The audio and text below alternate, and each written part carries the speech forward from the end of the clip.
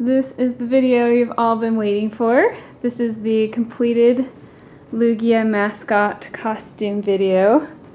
And it's months ago that I should have made this, but it's been busy. As you can see, he's very tall. My husband is currently inside. Say hello. Hi. Isn't he cute?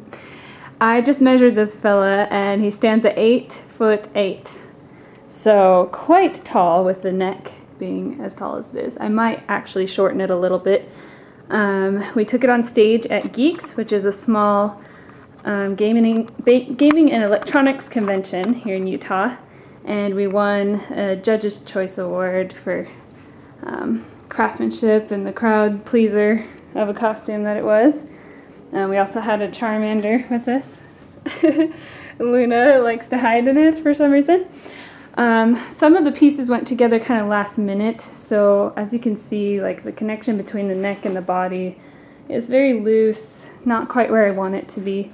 The wings aren't attached in any way to the body.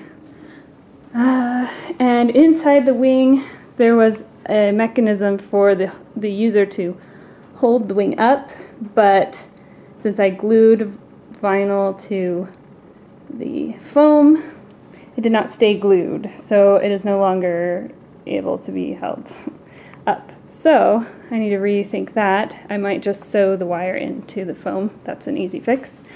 Here's the material I used for the belly. It's very shiny, gives a nice magical quality.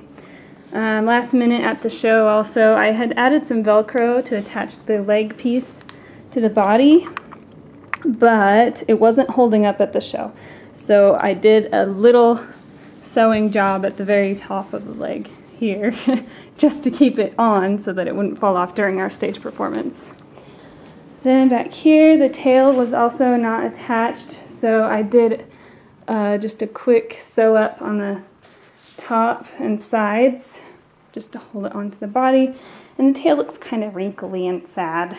So I'm going to have to replan how the tail holds itself up. I think I might just pose a static tail behind the body that curves up in an S. And I might make the neck more of an S curve also. The mouth was just kind of hanging open at this like really wide angle before, so I sewed it so that it would stay like kind of like smiling angle for the show. The head held up really well. It's the prettiest part of the whole piece, of the whole costume. Anyways, it was okay to walk around in. It did get hot for Kelly. We tried to hook a computer fan up in there, rig it so that he wouldn't overheat. We're going to have to figure out a better circulation system, and maybe particularly around his body we have plenty of space to work with, as you can see.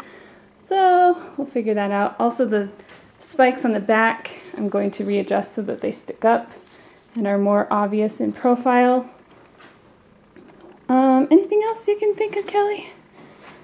The legs worked out just fine with the shoe covers. They didn't come off or anything as far as I remember. Yeah, just keeping the arms on and the cooling.